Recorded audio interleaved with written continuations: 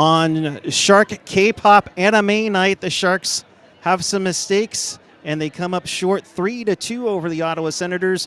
We'll break this one down. We'll get into a lot of things and pay off a bet of 70 likes right now here on Teal Town After Dark.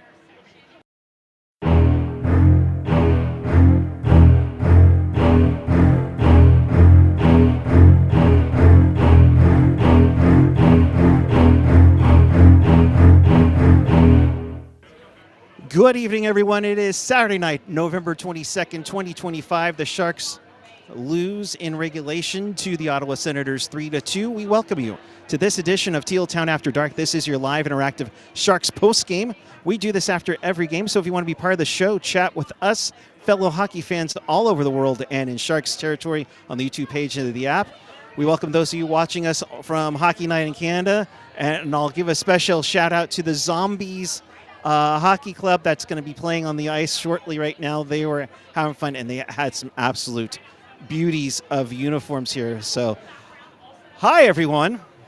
Well, how's it going? Wait, why does it say I'm offline? You're on the air. You're good. What? Yes. I see you. Wait, where's my video? Uh-oh. You're on. You see Dana on. You are live. Yeah, we are live. I can't see me. No, Can you see me? I Yeah, can we see can you. see you. Yes. Great. Yes. Okay. Well, I guess everyone except me gets to see me. Just that kind of night. You look lovely today. Let's get the zoom Thank in you, on. and I feel like a clown. You feel like a clown? No, you can't. No, look just like, watching the whole game, I felt like a clown. No, not like in the, no, my hair. Oh. I feel very proper and professional. That's not what I meant. Why is that? It was a doozy. Yeah, no. Tyler, Mistakes were made, as you said. Oh yeah, it was not the prettiest game to, for sure, Tyler. No, it was not. There were periods of time, well, a period, I would say, of time that the Sharks were looking rather strong, but definitely seemed to tail off towards the end. Gotcha. All right, so let's get at it. Big Bird coming in hot, saying Klingberg sucks. Yeah, he scored a goal and he has done nothing special, and since actually helped in sense, can we instead please get a replacement? Not going to happen right now. Double A coming in hot as well. Fire Warsaw. This guy cannot win against Canadian teams for F-all. If Warsaw is coach, when we return to the playoffs, when we face a Canadian team, we're so screwed. I don't know what it would be about a Canadian team.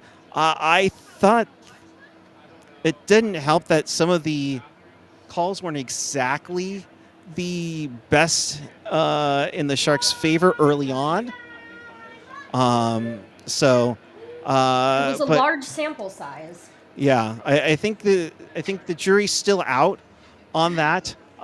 So we shall see what is going on. Steve Rector saying fair result. They were just better. We couldn't make a play or win a faceoff to save our lives. I kind of agree with that, guys. The faceoff wise, they're struggling. I'm trying to look at the shot totals on here because, my Wi-Fi, of course, is working fantastically on this night. But it was just a tough one to take in, and I don't know. 19 shots. We need to produce some more offense a little bit more. This would have been so much worse without Ned. Yeah, I know people are already bringing it up, especially on the power play. Like, the thing that absolutely stunk the Sharks today is just being unable to connect passes. So often we're just trying to force a pass through because we're like, oh, it's worked against other teams, and it did not work today. So, all right. So let's get at it. Of course, let's begin with the no-goal call. It looked like Will Smith had the opening goal, but it was taken back for the offsides. Unfortunately, they didn't show the replay here in the building. Dan, I'll start with you. What did you see? That it was beautiful. That's for sure. That's what I saw, and you know what? Like I'm back to my Post-its. They're not as spicy as maybe they should have, because I couldn't stop. I was like, I'm not gonna keep writing down all these penalties. I'm literally like, there's a forest of trees worth of penalties in this game. But yeah, it's just like beautiful. Cross out. Nope. Offside. Nope. I hate having to cross out Sharks goal. But yeah, that was beautiful. What is it with Will Smith and being involved in goals, beautiful goals or almost goals that don't pan out? One day. Anything to add, Tyler? No, I know you did ask the question because you were unable to see it at the game yourself. He did jump a little bit early. There was a very similar one that happened. I can't remember if that was a Sharks game or if it was like a Carolina game or something like that. But he was just about a half step too early entering the zone. I can't say that it really affected the play. I mean, their play was excellent, placing themselves in great location, working on getting the rebounds and everything like that. Right. Beautiful pass from Celebrating straight to Smith, but unfortunately, it was a good coach's challenge. Or was it a coach challenge, or was it Toronto? No, they immediately were like, yeah, this was offside. Yeah. Mm-hmm. Yeah. So no score there. Unfortunately, Philip Kurashev was unhappy about a hit that he took from Jake Sanderson. Kind of hugged Jake Sanderson a little bit. If anything, I thought it would have been called interference. Instead, they call it roughing, which was just a head scratcher to everybody in the building. And then, of course, Ottawa would take advantage of it early on with Dylan Cousins getting the power play goal from Stutzla and Sanderson. Stutzla would have a nice night indeed for Ottawa to make it 1-0, of course. Why would it be any other way? And Zetterlund, why would it be any other? Okay, at some point later, I'm going to get on a soapbox about this. You're going to get on your soapbox? We'll shelve that. So that made it 1-0 Ottawa, but then the Sharks would come back with a power play of their own. John Klingberg for I guess we're starting to make a Klingberg hater or not now. I mean, I think the fan base is pretty much divided in that sense. Gets a nice shot on goal. Gets past. Why can I think of Allmark? Thank you. To make it 1-1. Tyler, what did you think of the tying goal for the Sharks? Well, I mean, I will fully admit that I am part of the, I guess, growing community of not only just hating for John Klingberg, but have a history of hating Sharks offensive defensemen. We see a pattern here, my friend. Yeah. But anyways, this was. I mean, there's not really anything wrong with this play. It was a beautiful shot, great blocking vision from by Wenberg. He placed it right in the corner, and yeah, I mean, it's not like there was anything wrong on this power play. This one was probably the best power play, which is not saying much considering it's the only one they scored on. But yeah, this one was a beautiful shot. And ties it up for 1-1 after one. Still a little hesitancy with the team so far. Second period, after I think this was after a penalty on the Sharks had expired, the Sharks would Marty T. Dana, can you spare some hair for your co-host? Hey, Marty. Oh my gosh. I certainly can, so it's all good, all right? Here, I'm starting to If anything, I'm going to go with even less. Here. Oh, apparently my stepmom says my braids are cute, I'm told. Your braids They're are not cute. braids. I don't know what you call this, but I got this at Claire's today. Because I heard you were wearing teal hair, and I'm like, hold up. Hold my Celsius. I mean, if you want, I can go and grab my Saitama jacket. Why not? You're bald. You're a beaut, Tyler. You're all good, my friend. No. One Punch Man is bald. That doesn't mean anything. All good. Hey, we started this podcast with a oh, jeez.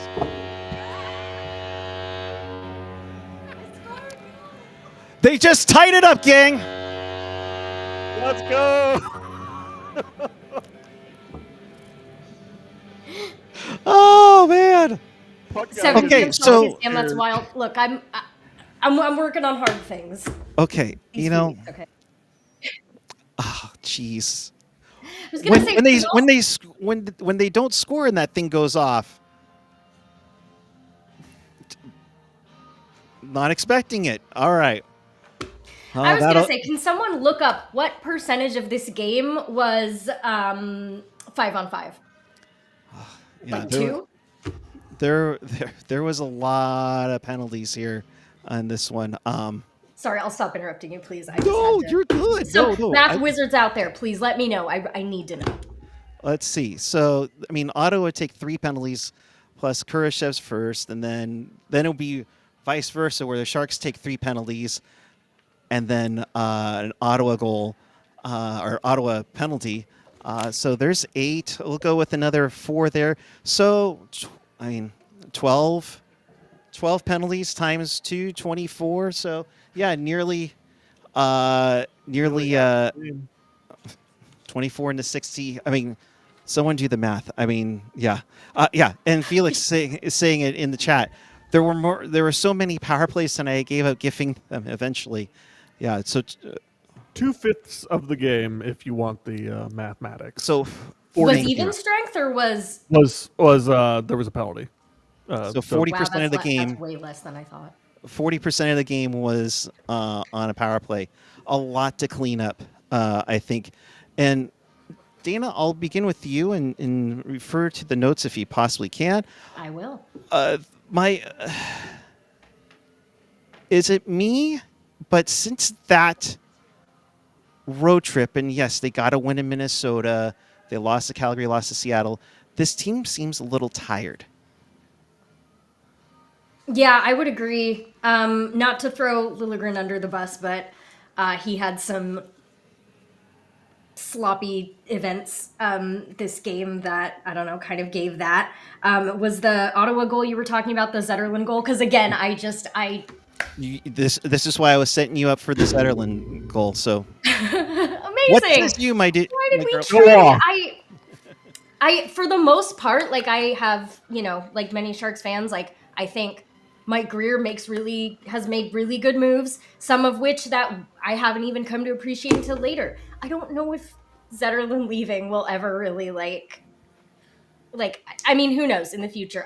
Was there a draft pick in there somewhere? I don't remember, but no shade to Ostapchuk, but why did we get rid of him?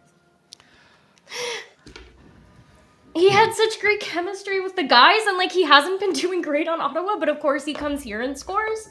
Yeah, so that I think that's the biggest thing is it's just a really weird trade because as much as he wasn't some absolutely fantastic player with us, it's that he's shown that he really has been struggling elsewhere, and we really did not get a lot for the return. I do know that we got Noah Gregor and Ostapchuk in the trade. No one was that good of a player last year. Yeah. And I don't remember there being another draft pick. I think it was just the 2 of them. It was the second and Ostapchuk. What about Noah Gregor? Wasn't he a part of that trade? And Noah Gregor, yes. Oh, okay, so there was a second? I mean yes. Okay. Yes, second. Forgot about Noah Gregor. Thank you. Whatever. That's beside the point. I miss Zetterlund. Yeah. What I'm trying to say in so many words. It's just a weird trade to have made because it didn't really feel like it gave us anything of real note. No, how old is he? He's He's a fairly youngster. Younger than me, for sure. Zetterlund is apparently 26. Okay, I thought he was a little younger, but still. Yeah. According to Barthez, it's the draft pick that became Cole McKinney. Yeah. Yeah. Okay. So whatever. And then Ostapchuk is a 22-year-old. And see, this is the tough part. And I had a feeling when he came back and he was gonna score tonight, and then unfortunately you would get all the people who are upset about the trade, Dana included, of course, about, hey, he still has value. He's been playing in the bottom six for a lot of the time in Ottawa tonight, or this since he's been acquired, and it's just surprising because you saw him flourish here so much that you would think it was going to be just look like, ooh, this might be a little slanted into favor of Ottawa. So, Yeah, it's really interesting what could have been if we'd kept him. I don't know how well he would have been with the new lines and everything like that. We'll never know. But it was strange just trading a player that, albeit maybe was a big question mark, he still was doing well here. Oh, I completely agree. So Zetterlund's goal would make it 2-2 after Barclay Goodrow. Did somebody say no? We didn't. Get it at some point. Can we talk about the Reeves Hodgson fight? You want to? By all means, get at it. I do. Go for it. It is crazy to me that Toronto had Reeves last year or the year before. I cannot. The fit between Reeves and the Leafs, we did not deserve him. The Sharks do. I love that man. It is what a world we live in where Reeves drops the gloves and he's on our team and we're cheering for him. I love that. Hodgson was causing trouble. Reeves said, "All right, let's go." Right. God, I love Reeves so much. I know it's been said a billion times, locker room guy, this, that, but he at one point didn't he have more goals than McDavid a few games into the semester? Semester. I'm Your head is so anime night. We're all in school or something like that. I don't know. So I love him, and I love that he did that. He took care of business. And he defended his boys, which of course, that's the biggest thing. And we talk about that hit. I mean, from the stands with, my girlfriend Amanda and her son Nick were at the game, and we both went, hey, right off the bat there. And it looked awful at first, but I was surprised he came back out as quickly as he did. And he got an assist later. Ugh. Yeah, on the go-ahead goal by Barclay Goodrow. That was 2-1. Zetterlund made it 2-2. And then in the third period, again, back and forth. And they're just in the chat, I forget who said it, but thank you for saying it. There's no rhythm to this game. There was no consistency in this game, which I think threw off everybody, but it favored a more veteran-laden Ottawa squad.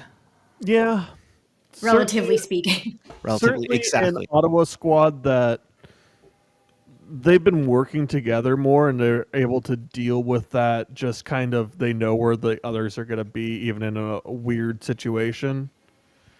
Because again, what killed the Sharks is they couldn't make a pass in the offensive zone to save their lives after the first period.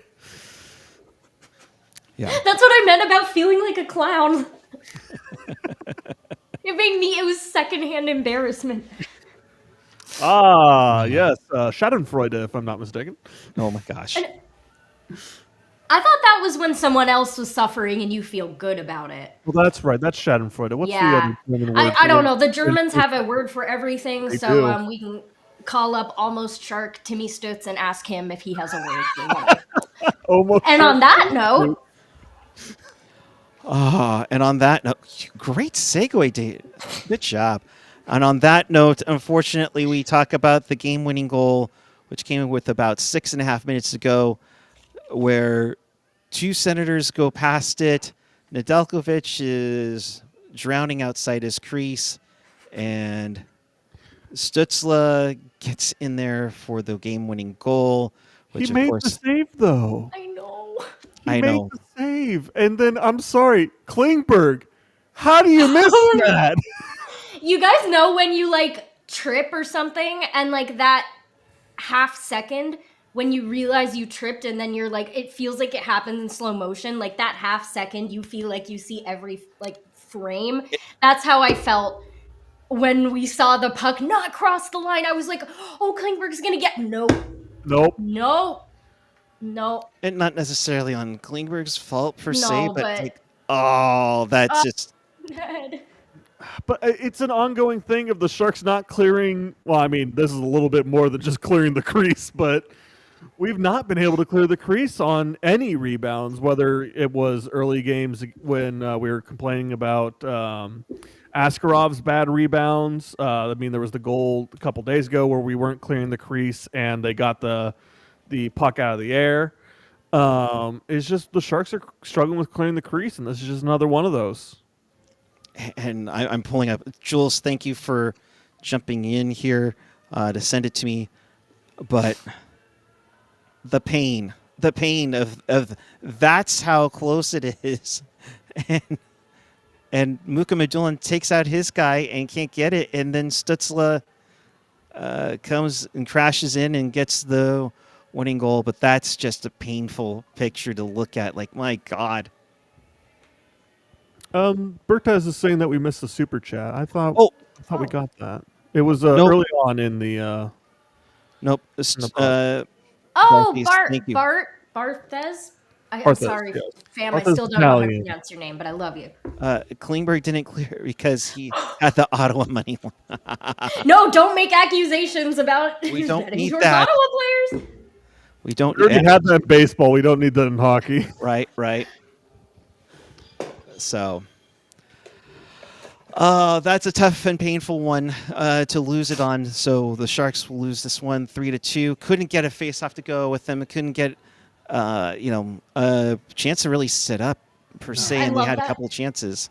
Literally just a few minutes into the game, if not like at puck drop. Someone tell me when exactly that happened. But I literally wrote down, Honor kept saying, so Ottawa's the #1 face-off team in the NHL. He also mentioned that they have the worst road penalty kill, which you could have fooled me. But I guess I just love Honor was psychic about like face-offs being such a problem in this game. That's why Randy Hahn is the GOAT. Yes. Yes. Ottawa with a dominant 61.1% face-off win on tonight.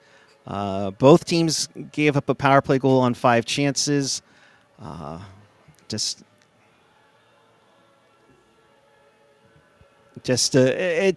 tough because it's one of those games that remind you from last year. It's like you're right on the cusp, and literally, you're right on the cusp.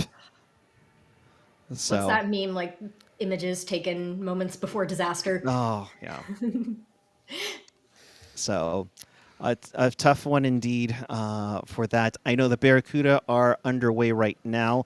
Haven't seen anything from there just yet. So we'll keep you posted. But as we wind down here, never mind. Tiger saying Kuhre are already down a goal versus the dumpster fire. Abbotsford connects. Well, what else is new? Well, score more. You make it sound so simple, Tyler. I wish. Hey, we had the Sharks goals earlier. Kiss. Keep it simple, stupid. Right.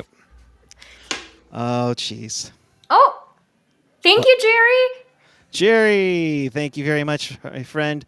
$2 subscription. Thanks again for the awesome coverage. Thank you very much, Jerry. Appreciate you. We also do have comment coming, according to Felix, from Tim Stützle, on Zetterlund. Yeah. Gotcha. Thanks, Felix.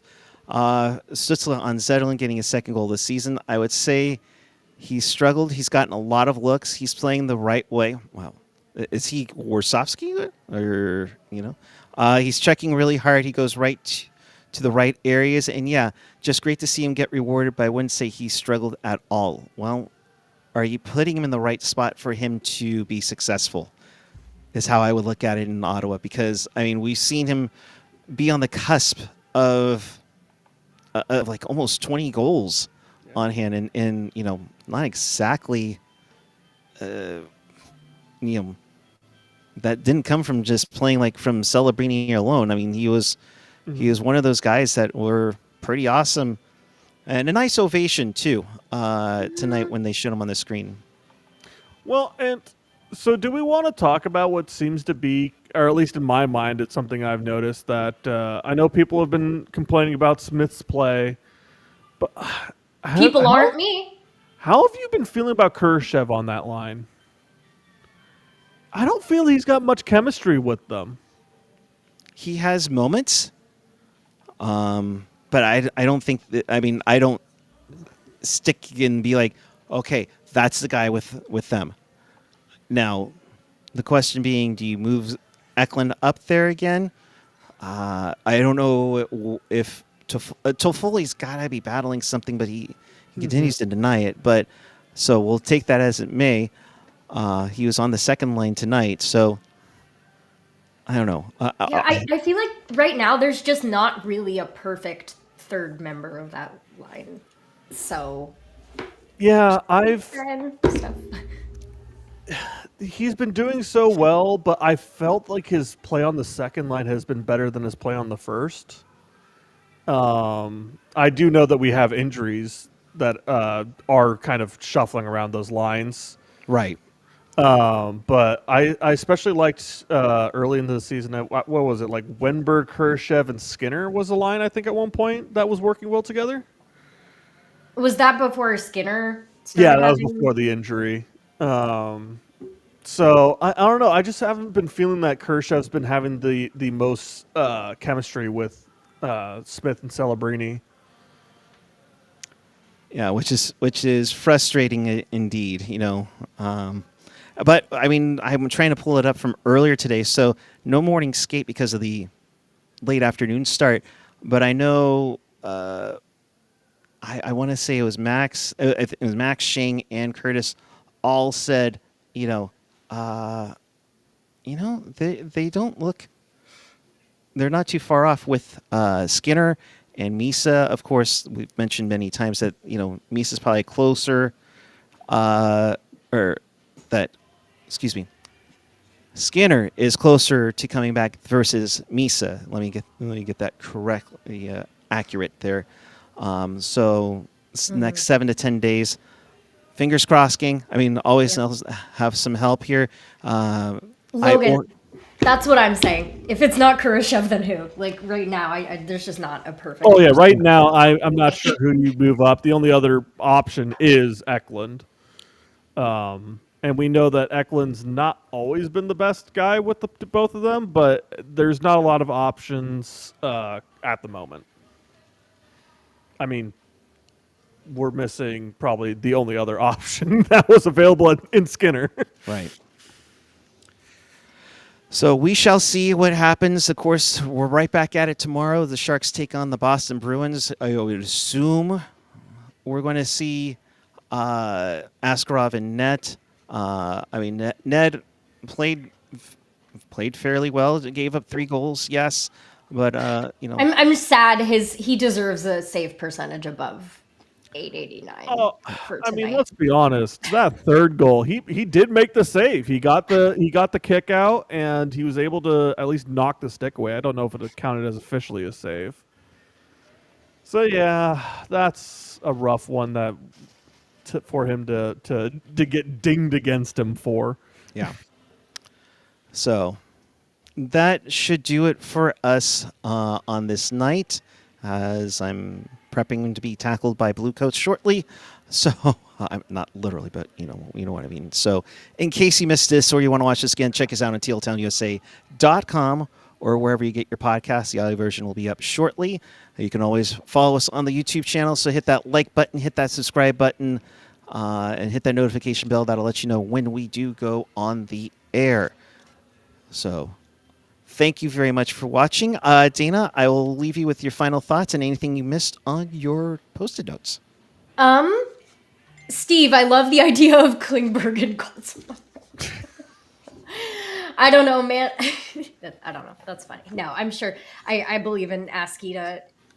I don't know if Askey could have won this game tonight for the Sharks, so, is what it is. But I hope Ned gets a lot of apologies from the team. I also want to, we mentioned this earlier, but I want to give another shout out to Ferraro for coming back from whatever the heck that was, and assisting on. Oh my God, I already forgot who. Goody. Oh right, because it was Wenberg, then it got changed to Goody. But yeah, shout out to Ferraro. And someone booed the Canadian anthem. What? Don't Is that listen. true? Don't listen. No? Okay. It's Okay. T-word being shenaniganery. Okay. All right. All right, then those are my thoughts. There you go. Dana, thank you, my dear. Tyler, before we get out of here. Not too much for the game. Definitely wanting some of these injuries back because some of our call-ups aren't working out too much. And other than that, we still need to figure out what we're doing on defense. Still missing Dickinson. Well, not missing Dickinson. He's just a scratch today. But it was a rough defensive game today. We were struggling to get out of our zone. It'll be interesting to see what happens because you have Iorio, who I think is finished up with his conditioning stint. We'll see how that goes. You also have Sam Dickinson having a development day. So now we need to know what's going to happen there. Definitely going to probably have some changes in the lineup for tomorrow, which kind of help things out a little bit, gang, because I have some fresh legs coming in against Boston. So Boston. And yeah, Tiger saying Iorio is playing today, so I doubt that they would have him come up and play 3-3 if he's with the Sharks. So unless there's an absolute craziness going on there. So, all right, with that, we'll get out of here. We'll remind you that tomorrow's game is at 5 p.m. It's a Pucknologist takeover, so AJ and I will be taking over the game. We'll recap that game, plus the week that was in Sharks hockey. So until then, thank you for watching, and then keep it real, keep it teal, keep it... Wait, no, I shouldn't be doing this. Tyler, you said you had something for me, so I'll let you take it home. それを本当の間にして、それのティロにして、それを本当のティルにしてください。And that means what? Keep it real, keep it teal. Keep it real, teal. Have a good night, everyone.